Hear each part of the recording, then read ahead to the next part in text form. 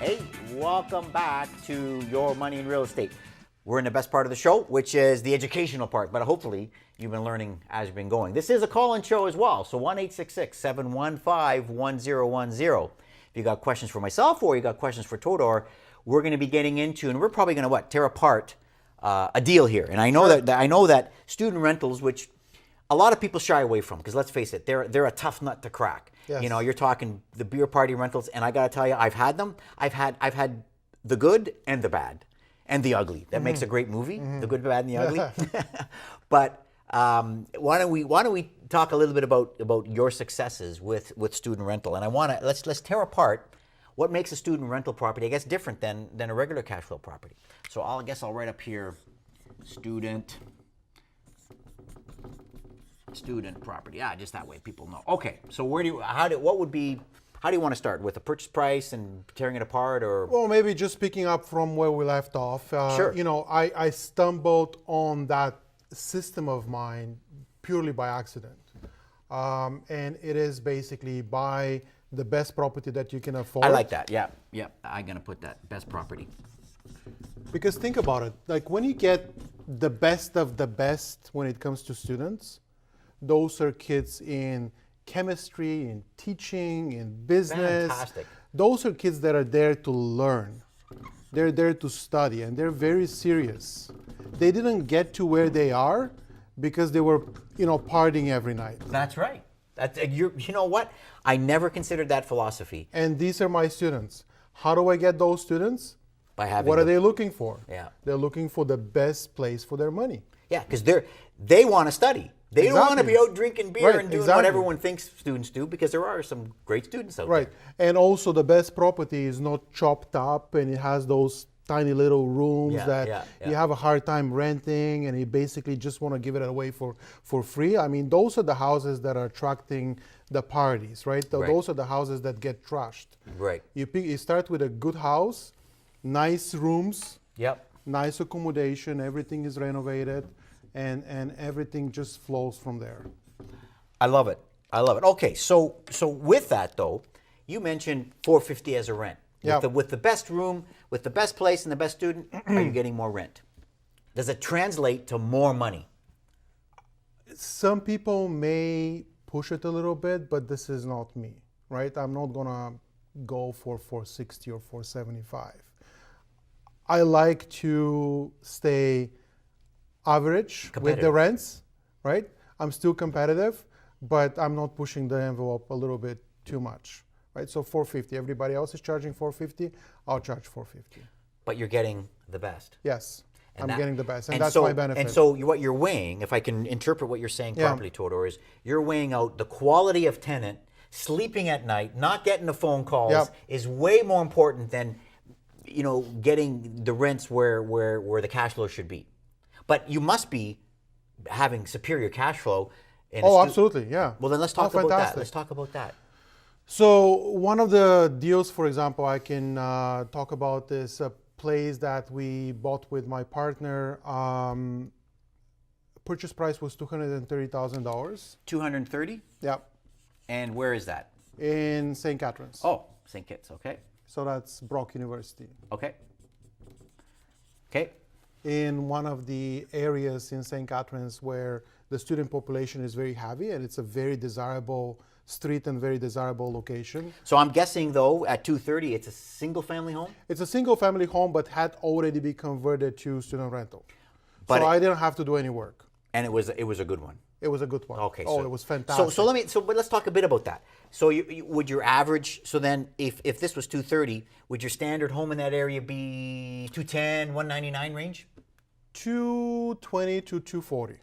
Okay, so you're on the upper side. Yeah. But it sounds like in this area you could probably pick up a rundown place, maybe 199, 210 range. Yeah, a little bit outside of that area, and that's what a lot of investors do. Yeah. They would go a little bit outside of the area, and they'll buy a house for 180.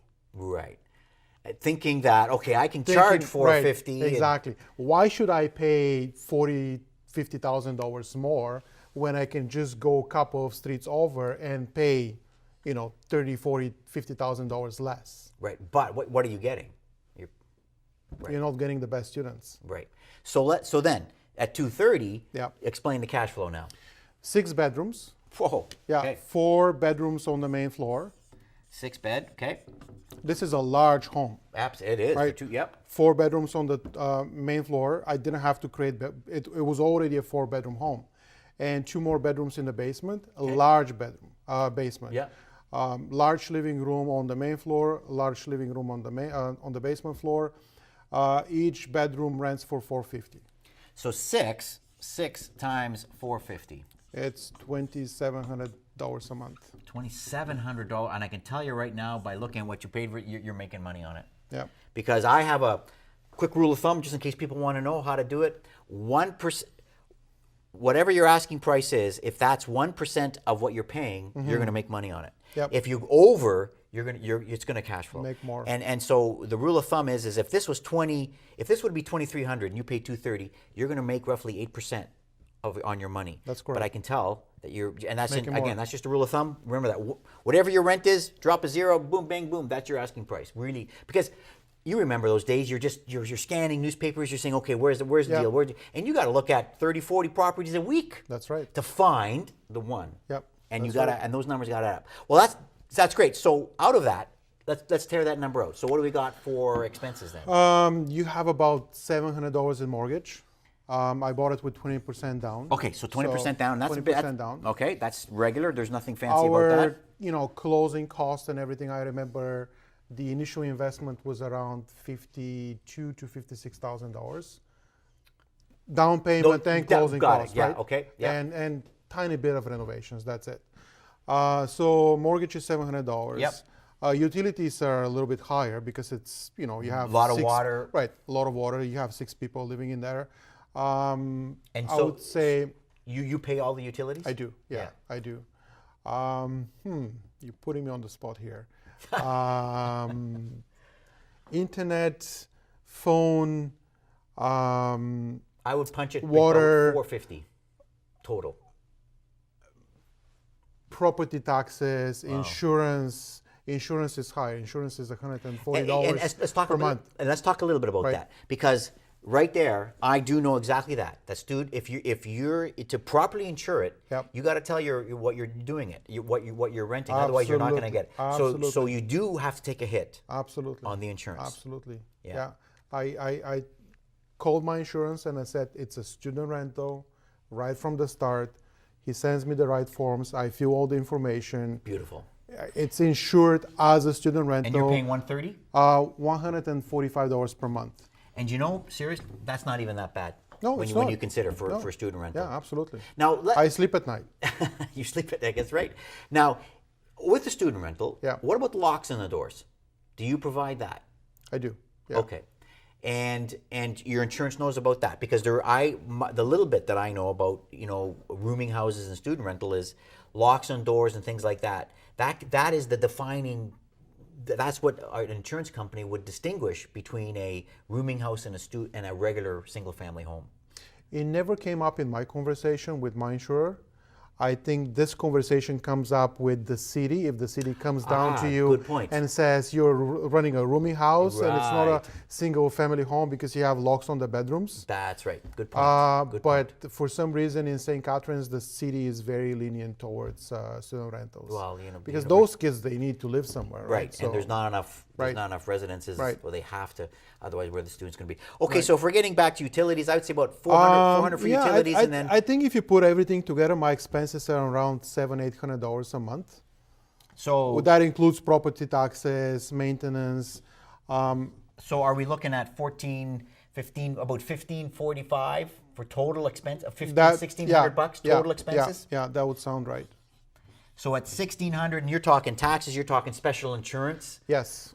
Mortgage payment $1,600. Well, you do the math and bing bang boom. Cash flows. That's cash flow. What $1,100 a month versus, as you were saying, $100. Yeah. So a student rental house like that would cash flow for me anywhere between $1,200 to $1,500 a month.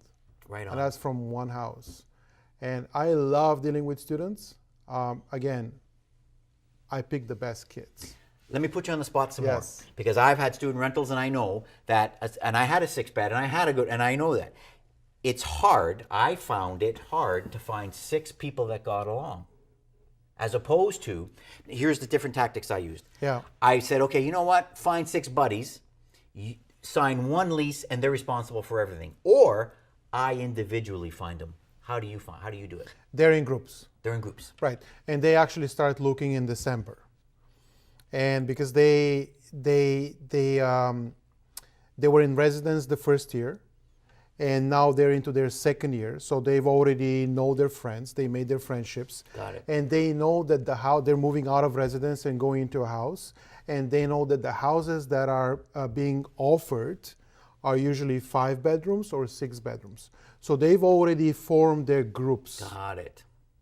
So it's, So when you have a house for rent and it's a 6 bedroom, all the 6 people groups, they come to look at the house. and I would gather too. And they come as a solid group. Right. And of course, during their stay over the next 2 or 3 years, things happen. That's right. People move out. People move out. Life goes on. Yeah. How do you manage that? Yeah. Todor, that was an excellent example about buying the best property. We're going to take a quick break. We'll be right back in the last section of Your Money in Real Estate. Don't go away with Todor. Remember, give us a call if you have any questions. Don't go away.